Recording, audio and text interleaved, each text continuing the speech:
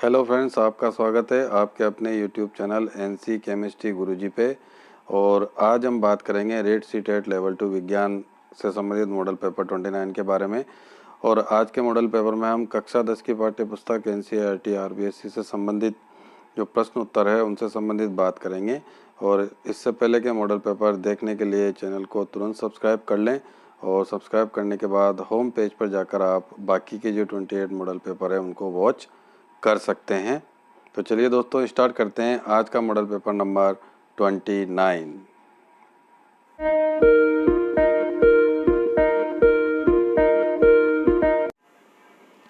Question number 1 है हमारे पास, निम्नलिखित में से कौन सी द्विविस्थापन अभिक्रियाएं या अभिक्रियाएं हैं। इसमें 4 तरह की अभिक्रियाएं हमें दे रखी है। जैसे प्रथम अभिक्रिया में Pb और CuCl2 अभिक्रिया करके PbCl2 और CO बना रहे हैं। दूसरी अभिक्रिया में Na2SO4 और BaCl2 अभिक्रिया कर रहे हैं। इसी तीसरी अभिक्रिया में मेथेन जो है वो O2 से अभिक्रिया करके CO2 और जल बना रहा है। ये दहन अभिक्रिया है। और लास्ट जो अभिक्रिया है फोर्थ, इसमें CO2 का निर्माण हो रहा है कार्बन और ऑक्सीजन से। तो इसमें पूछा गया है द्विस्थापन अभिक्रिया कौन सी है। तो इसमें ए ऑप्शन है थर्ड और फोर्थ, बी ऑप्शन है first and second, C option है केवल सेकंड और डी ऑप्शन है फर्स्ट व फोर्थ। तो इसमें जो सी ऑप्शन हो जाएगा वो बिल्कुल राइट हो जाएगा कि जो सेकंड अभिक्रिया हमारे पास है जिसमें Na2SO4 BaCl2 से अभिक्रिया कर रहा है और BaSO4 और 2 मोल NaCl का निर्माण हो रहा है। इसमें 2 बार विस्थापन हो रहा है। Na2SO4 में से SO4 जो है Ba के पास जाकर BaSO4 यानी बेरियम सल्फेट बना रहा है और सोडियम से जो है Cl- अटैच हो रहा है Na+ और Cl- अटैच होकर 2 मोल NaCl बनाते हैं। तो इस तरीके से इसमें से जो वो सेकंड जो अभिक्रिया है वही जो है द्विविस्थापन अभिक्रिया का उदाहरण है। अब हम नेक्स्ट क्वेश्चन देख लेते हैं। नेक्स्ट क्वेश्चन है हमारे पास, प्रयोगशाला में ऑक्सीजन गैस बनाने के लिए निम्न अभिक्रिया का उपयोग किया जाता है जिसमें 2 मोल KClO3 यानी पोटेशियम क्लोराइड लिए जाते हैं और ऊष्मा और उत्प्रेरक की उपस्थिति में 2 मोल KCl और 3O2 यहाँ पर बन रहा है। इसमें प्रश्न में पूछा गया है कि निम्नलिखित में से कौन सा कथन उपरोक्त अभिक्रिया के लिए सही है। ए ऑप्शन है यह एक प्रकाश रासायनिक अपघटन अभिक्रिया है तथा ऊष्माक्षेपी प्रकृति की है। बी ऑप्शन है यह एक योगात्मक अभिक्रिया है। सी ऑप्शन है यह एक अपघटन अभिक्रिया है तथा ऊष्मा के निकलने के साथ संपन्न होती है। और डी ऑप्शन है यह एक अपघटन अभिक्रिया है तथा ऊष्मा शोषी प्रकृति की है। तो इसमें जो डी ऑप्शन होगा वो बिल्कुल करेक्ट हो जाएगा कि ये जो अभिक्रिया होती है एक अपघटन अभिक्रिया है, क्योंकि इसमें KClO3 पोटेशियम क्लोराइड टूट रहा है और टूटने के बाद हमें जो है 2 मोल KCl और 3 मोल O2 के मिल रहे हैं। तो ये एक अपघटन अभिक्रिया का उदाहरण है। और चूंकि एरो के ऊपर ऊष्मा लिखा हुआ है यानी कि ऊष्मा की इसको तोड़ने के लिए ऊष्मा की आवश्यकता होती है, यानी यहाँ पर ऊष्मा का शोषण होगा, इसलिए यह एक ऊष्मा शोषी प्रक्रिया है, यानी कि इसमें डी ऑप्शन करेक्ट होगा।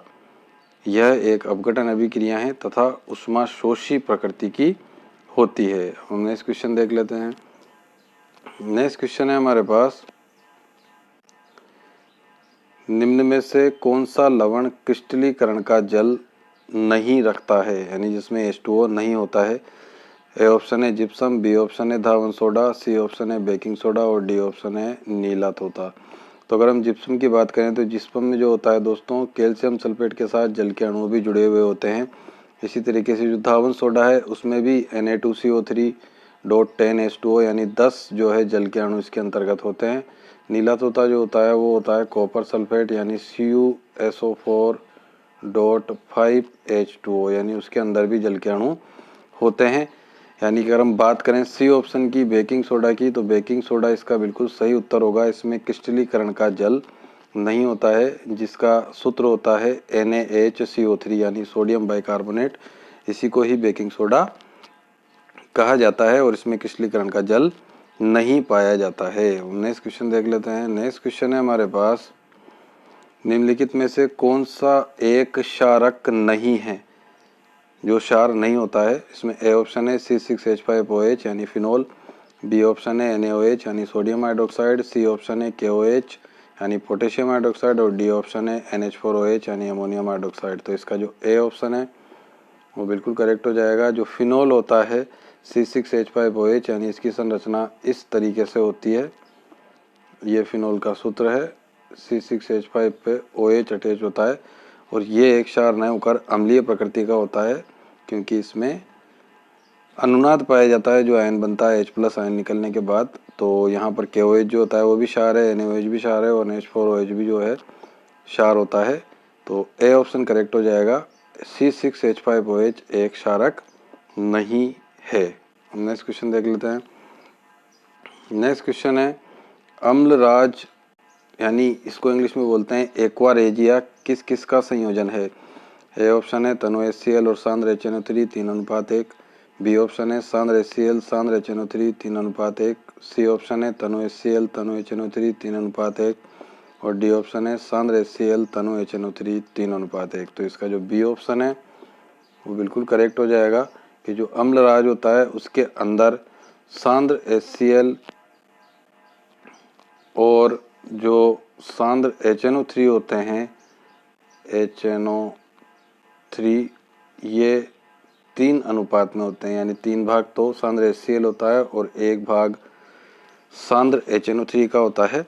इसे ही अम्लराज कहा जाता है। नेक्स्ट क्वेश्चन देख लेते हैं। नेक्स्ट क्वेश्चन है हमारे पास मानव के आहार नाल के विभिन्न अंग भागों का सही क्रम कौन सा है। ए ऑप्शन है मुख, मुख से बड़ी आंत, ग्रसिका, छोटी आंत, आमाशय। बी ऑप्शन है मुख, मुख से ग्रसिका, आमाशय, बड़ी आंत, छोटी आंत। सी ऑप्शन है मुख, मुख से ग्रसिका, आमाशय, छोटी आंत, बड़ी आंत और डी ऑप्शन है मुख, मुख से आमाशय, छोटी आंत, ग्रसिका और बड़ी आंत। तो इसमें जो सी ऑप्शन होगा वो बिल्कुल करेक्ट हो जाएगा। सी ऑप्शन इसका सही उत्तर है कि सबसे पहले अगर हम इसमें देखें मानव के आहार नाल के विभिन्न भाग, तो मुख, मुख से जो है ग्रसिका और ग्रसिका से आमाशय में जाता है और आमाशय के बाद छोटी आंत में और छोटी आंत के बाद बड़ी आंत में जाएगा। सी ऑप्शन इसमें करेक्ट हो जाएगा। नेक्स्ट क्वेश्चन देख लेते हैं। नेक्स्ट क्वेश्चन है हमारे पास श्वसन के दौरान गैसों का विनिमय कहाँ होता है। ए ऑप्शन है गले व कंठ में। बी ऑप्शन है कुपिकाओं व गले में। सी ऑप्शन है श्वास नली व कंठ में और डी ऑप्शन है फेफड़ों की कुपिकाओं में। तो जो श्वसन में गैसों का विनिमय होता है वो फेफड़ों की कुपिकाओं में होता है। यही इसका सही उत्तर होगा, एल्वियोली ऑफ लंग्स। फेफड़ों की कुपिकाओं में गैसों का विनिमय पाया जाता है। इसमें डी ऑप्शन करेक्ट होगा। हम नेक्स्ट क्वेश्चन देख लेते हैं। नेक्स्ट क्वेश्चन है हमारे पास नेक्स्ट क्वेश्चन नंबर 8। पौधों में रंध्रों का खुलना और बंद होना निर्भर करता है। ए ऑप्शन है रंध्रों में CO2 की सांद्रता पर। बी ऑप्शन है द्वार कोशिकाओं के अंदर उपस्थित जल पर। सी ऑप्शन है ऑक्सीजन पर और डी ऑप्शन है तापमान पर। तो इसका जो बी ऑप्शन है वो बिल्कुल करेक्ट हो जाएगा। इसमें बी ऑप्शन राइट होगा। द्वार कोशिकाओं के अंदर उपस्थित जो जल होता है उस पर निर्भर करता है रंध्रों का खुलना व बंद होना पौधों में। नेक्स्ट क्वेश्चन देख लेते हैं। नेक्स्ट क्वेश्चन है हमारे पास प्लाज्मोडियम में एक कोशिका के अनेक कोशिकाओं में विभाजित होने की क्षमता को क्या कहा जाता है।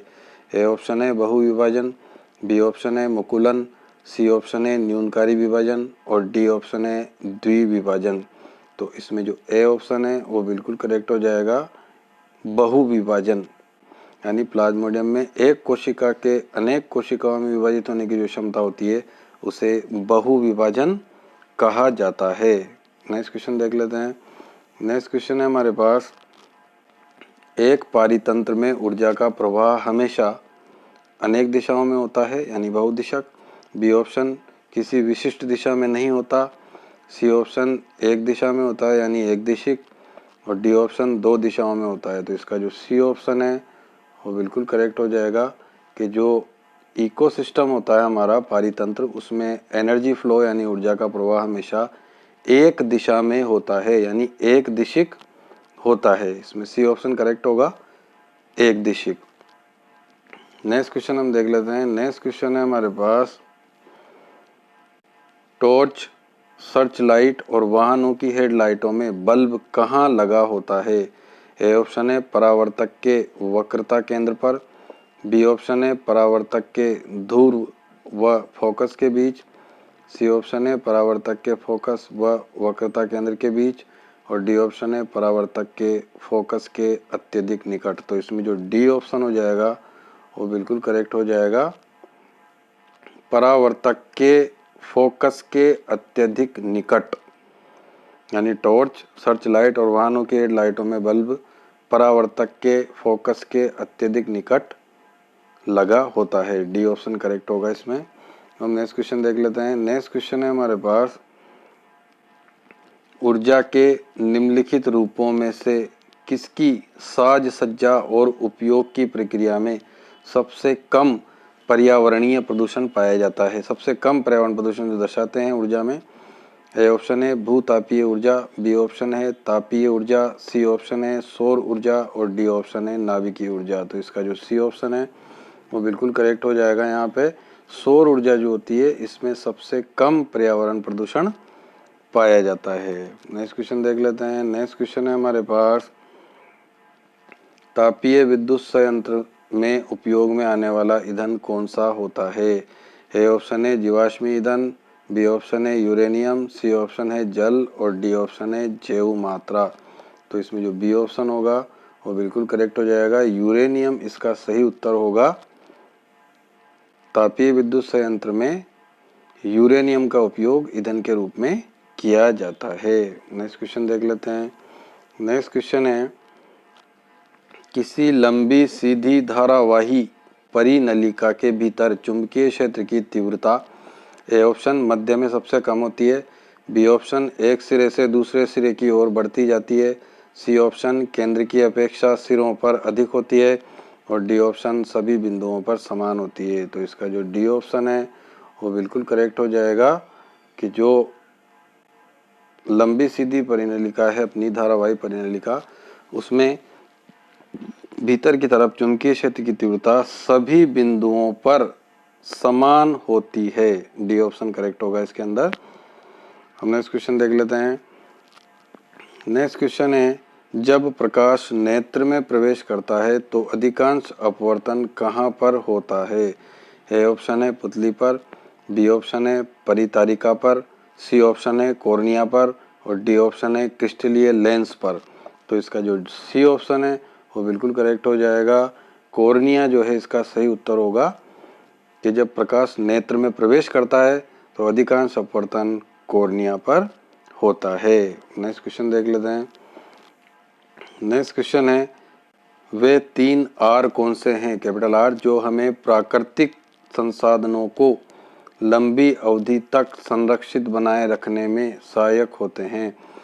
ए ऑप्शन है कम उपयोग, पुनः वितरण, बी ऑप्शन है पुनः चक्रण, पुनरुत्पादन, पुनः उपयोग, सी ऑप्शन है कम उपयोग, पुनरुत्पादन, पुनः उपयोग और डी ऑप्शन है कम उपयोग, पुनः चक्रण, पुनः उपयोग। तो इसका जो डी ऑप्शन है वो करेक्ट हो जाएगा।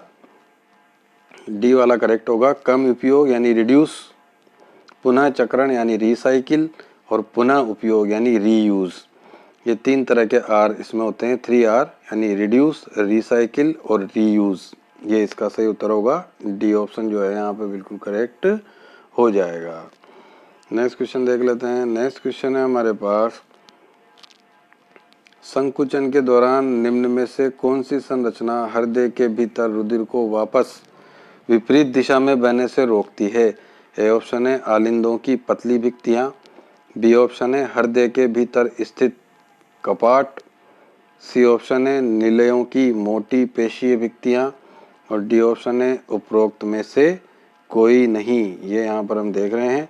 तो इस प्रश्न का उत्तर अगर हम देखें तो इसका जो बी ऑप्शन है वो बिल्कुल करेक्ट हो जाएगा कि हृदय के भीतर स्थित जो कपाट होते हैं यही इस कार्य को करते हैं, यानी कि संकुचन के दौरान हृदय के भीतर रुधिर को वापस विपरीत दिशा में बहने से जो रोकते हैं वो होते हैं हृदय के भीतर स्थित कपाट।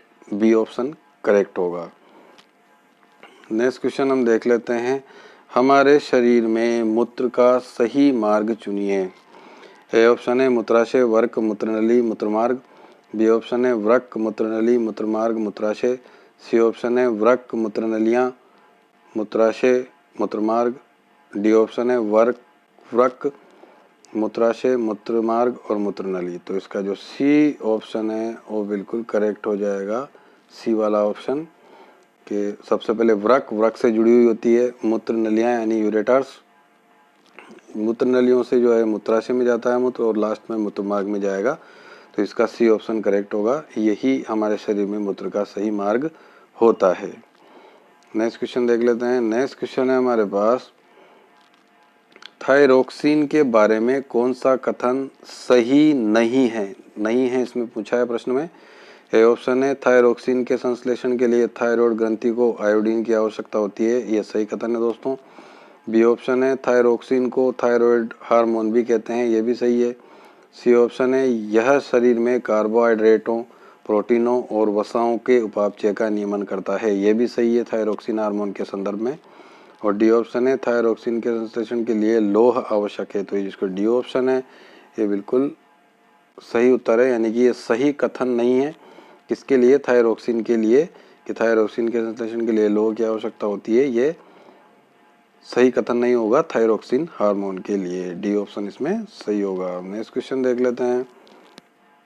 नेक्स्ट क्वेश्चन है हमारे पास, कायिक प्रवर्धन द्वारा नए पौधे निम्नलिखित में से किससे बनते हैं? ए ऑप्शन है तना, जड़ें व पत्तियां। बी ऑप्शन है पुष्प, तना व पत्तियां। सी ऑप्शन है फल, पुष्प और तना। और डी ऑप्शन है जड़ें, पुष्प और तना। तो इसका जो ए ऑप्शन है वो बिल्कुल करेक्ट हो जाएगा, तना, जड़ें और पत्तियां। यानी कायिक प्रवर्धन द्वारा नए पौधे तने द्वारा, जड़ द्वारा और पत्तियों द्वारा इनसे बनते हैं। नेक्स्ट क्वेश्चन हम देख लेते हैं।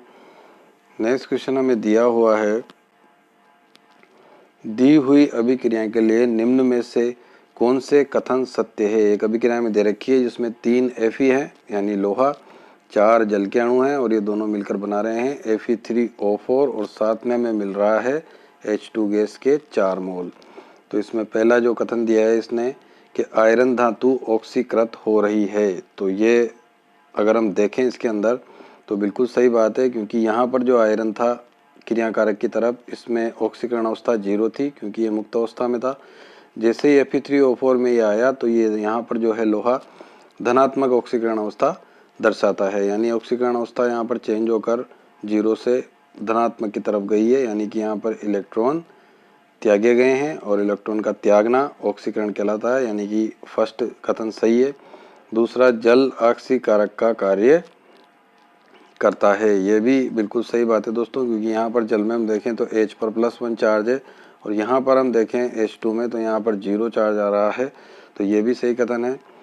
तीसरा ऑप्शन देखें, जल अपचयित हो रहा है, जल अपचयित हो रहा है, तो ये भी सही बात है दोस्तों, सत्य कथन है जल के लिए। लेकिन जो चौथा कथन है कि जल अपचयक का कार्य कर रहा है, यह सही कथन नहीं है। तो हम देखते हैं ए ऑप्शन सेकंड और fourth, B option first second third, C option second व फोर्थ और डी ऑप्शन उपरोक्त सभी। तो इसका जो बी ऑप्शन होगा वो बिल्कुल करेक्ट हो जाएगा यहाँ पर, कि इसमें फर्स्ट कथन, सेकंड कथन और थर्ड कथन तीनों सत्य कथन है उपरोक्त अभिक्रिया के बारे में। नेक्स्ट क्वेश्चन हम देख लेते हैं। नेक्स्ट क्वेश्चन है हमारे पास, निम्नलिखित में से कौन अम्लीय सामर्थ्य का बढ़ता हुआ सही क्रम देता है? ए ऑप्शन है जल, जल से अधिक एसिटिक अम्ल और इससे अधिक हाइड्रोक्लोरिक अम्ल। बी ऑप्शन है हाइड्रोक्लोरिक अम्ल, जल और एसिटिक एसिड। सी ऑप्शन है जल, जल से ज़्यादा हाइड्रोक्लोरिक अम्ल, उससे ज़्यादा एसिटिक अम्ल। और डी ऑप्शन है एसिटिक अम्ल, इससे ज़्यादा जल और उससे भी ज़्यादा HCl। तो दोस्तों जो हाइड्रोक्लोरिक अम्ल होता है उसका सूत्र होता है HCl, ऐसे ही एसिटिक अम्ल का जो सूत्र होता है वो होता है CH3COOH और जल का सूत्र होता है H2O। इन तीनों में हमें देखना है अम्लीय सामर्थ्य, तो इसमें जल की सामर्थ्य जो होगी, अम्लीय सामर्थ्य, वो सबसे कम होगी इन तीनों को अगर देखें तो। एसिटिक अम्ल में COOH में, इसलिए इसकी सामर्थ्य इससे ज़्यादा होगी। और हाइड्रोक्लोरिक अम्ल जो है एक अकार्बनिक अम्ल होता है, इसकी अम्ल सामर्थ्य सबसे ज़्यादा होगी, यानी कि यहाँ पर जो ए ऑप्शन है वो बिल्कुल करेक्ट हो जाएगा यहाँ पर, कि जल की जो अम्लीय सामर्थ्य इन तीनों में सबसे कम उससे ज़्यादा अम्लीय सामर्थ्य जो होगी वो एसिटिक अम्ल की होगी, और सबसे ज़्यादा इन तीनों की देखें तो हाइड्रोक्लोरिक अम्ल सबसे ज़्यादा अम्लीय होगा। और नेक्स्ट क्वेश्चन देख लेते हैं। नेक्स्ट क्वेश्चन है हमारे पास, किसकी पतली परत के लेपन द्वारा आयरन को जंग से बचाने के लिए गैल्वेनीकरण विधि का उपयोग किया जाता है। मतलब आयरन जो होता है लोहा, उसको जंग से बचाने के लिए एक विधि का उपयोग करते हैं, उन्हें गैल्वेनीकरण कहा जाता है। तो उसमें किसका उपयोग किया जाता है? ए ऑप्शन है सिल्वर, बी ऑप्शन है गैलियम जी, सी ऑप्शन है एल्यूमिनियम और डी ऑप्शन है जिंक। तो इसका जो डी ऑप्शन है वो बिल्कुल करेक्ट हो जाएगा। जो गैल्वेनीकरण की विधि होती है उसमें जिंक, जिसका प्रतीक होता है Zn, इसका उपयोग किया जाता है लोहे को जंग से बचाने के लिए। और नेक्स्ट क्वेश्चन देख लेते हैं। नेक्स्ट क्वेश्चन है हमारे पास, 3 तत्व दे रखे हैं एक्स, वाई और जेड, और इनके इलेक्ट्रॉनिक विन्यास दे रखे हैं। एक्स का है 28, वाई का है 287 और जेड का है 282। तो इसमें पूछा गया है निम्नलिखित में से कौन सा कथन सही है? ए ऑप्शन जेड एक अधातु है, बी ऑप्शन वाई अधातु है व जेड धातु है, सी ऑप्शन वाई एक धातु है और डी ऑप्शन एक्स एक धातु है। तो दोस्तों अगर हम एक्स को देखें तो एक्स का जो विन्यास आ रहा है वो 28 आ रहा है। 2 और 8 कितना होता है दोस्तों? 10 होता है। और 10 जो परमाणु क्रमांक होता है वो किसका होता है?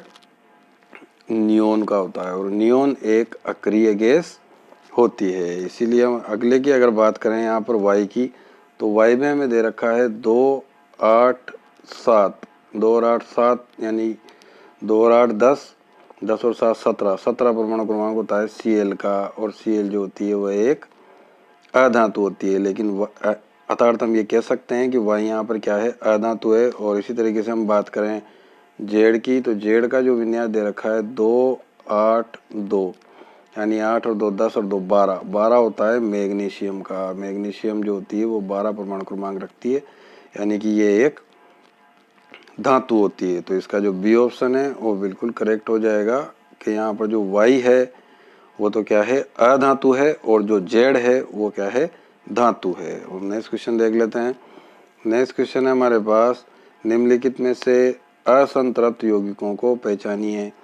First propane, second propene, third propyne और फोर्थ ब्रोमोप्रोपेन। तो अगर हम इनको देखें तो असंतृप्त यौगिक वो होते हैं जिनमें या तो द्विबंध उपस्थित हो या फिर त्रिबंध, दोनों में से एक बंध होना चाहिए, तभी वो क्या कहलाता है? असंतृप्त यौगिक कहलाता है। एकल बंध तो उसमें होते ही हैं, लेकिन द्विबंध या त्रिबंध अगर उसमें उपस्थित हैं तो हम उसको असंतृप्त यौगिक कहते हैं। अगर हम प्रोपेन की बात करें फर्स्ट की, तो फर्स्ट में हमें क्या दे रखा है? इस तरीके से 3 कार्बन जुड़े रहेंगे एकल बंध के द्वारा, इसको प्रोपेन बोलते हैं।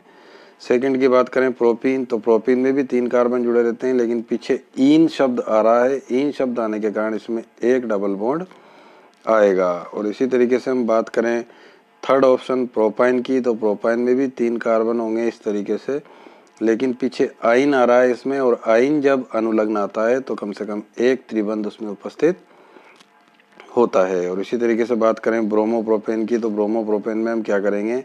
इस तरीके से इसमें हम 3 कार्बन बना सकते हैं, ये 3 कार्बन, और एक कार्बन पे जो है हम इसमें किसी पे भी Br लगा देंगे, क्योंकि यहाँ संख्या तो बताई नहीं गई है।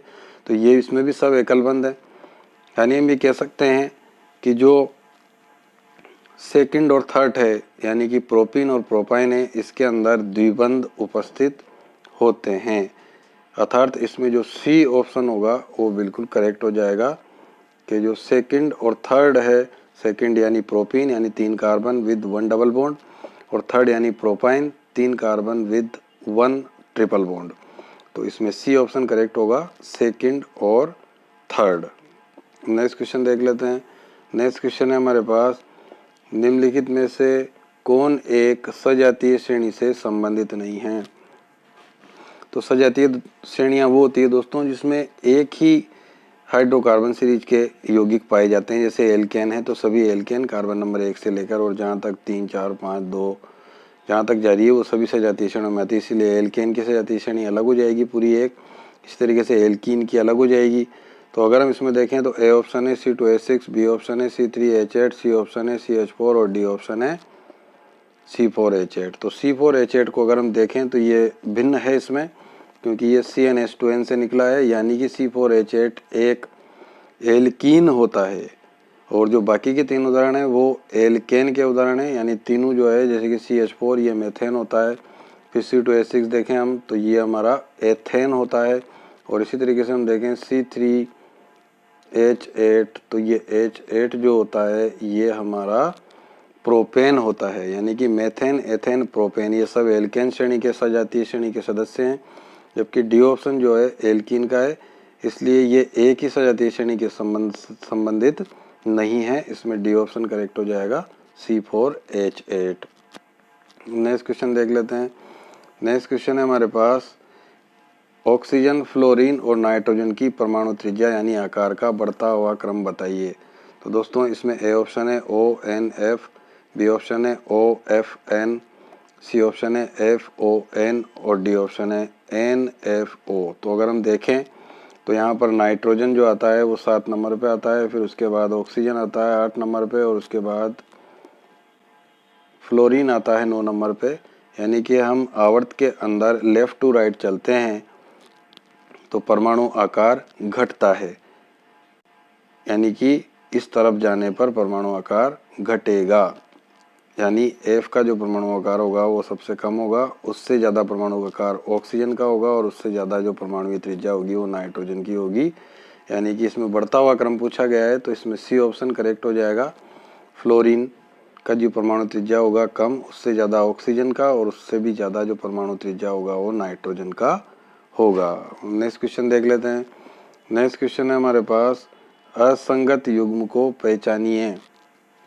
ए ऑप्शन है एस्ट्रोजन वो अंडाशय, बी ऑप्शन है थायरोक्सिन वो थायराइड ग्रंथि, सी ऑप्शन है टेस्टोस्टेरोन वो वृषण, और डी ऑप्शन है एड्रिनलिन वो पीयूष ग्रंथि। तो इसमें असंगत या बेमेल देखना है हमें, तो इसमें जो डी ऑप्शन है वो करेक्ट हो जाएगा, क्योंकि एस्ट्रोजन अंडाशय से संबंधित होता है, थायरोक्सिन जो है वो थायराइड ग्रंथि से संबंधित होता है, और टेस्टोस्टेरोन भी वृषण से संबंधित होता है, लेकिन जो पीयूष ग्रंथि होती है वो एड्रिनलिन का स्त्रवण नहीं करती है। यहाँ पर जो डी ऑप्शन होगा वह असंगत युग्म के अंतर्गत आएगा। एड्रिनलिन वो पीयूष ग्रंथि, एड्रिनलिन जो होता है वो एड्रिनल ग्रंथि से स्रावित होता है। हम नेक्स्ट क्वेश्चन देख लेते हैं। नेक्स्ट क्वेश्चन है हमारे पास, दिए गए परिपथ में सेल से प्रवाहित धारा I का मान हमें इसमें ज्ञात करना है। यह हमें परिपथ दे रखा है, तो दोस्तों इसको ध्यान से देखें तो इसमें 2 ओम और 2 ओम के 2 हमें नज़र आ रहे हैं प्रतिरोध, ये जो हैं समानांतर क्रम में जुड़े हुए हैं। तो इसका जो हम मान निकालेंगे वो कैसे निकालेंगे, 1/r बराबर हम लिख देंगे 1/r1 प्लस 1/r2। तो हम इसमें अगर हम मान रख देते हैं 1/r1 और 1/r2 के अगर हम मान रख देते हैं इसके अंतर्गत इस तरीके से, यहाँ पर अगर मान रख दें हम, तो इसमें 2 और 2 दे रखे हैं, यानी कि 1/r बराबर 1/2 और 1/2, यानी कि आधा और आधा 1 हो जाएगा, यानी r का मान 1 प्राप्त होगा। और जब ये 1 प्राप्त होगा तो ये दोनों मिलके 1 ओम देंगे।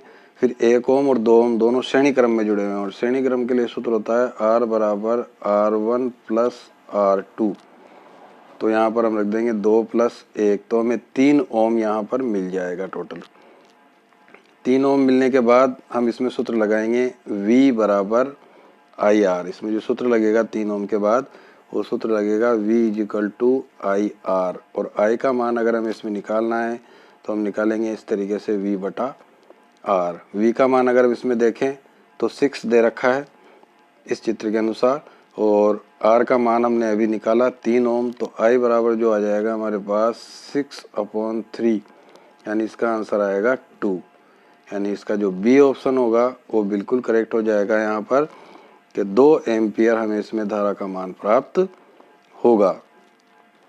नेक्स्ट क्वेश्चन देख लेते हैं। नेक्स्ट क्वेश्चन है हमारे पास, 1 कूलाम आवेश में इलेक्ट्रॉनों की संख्या होगी।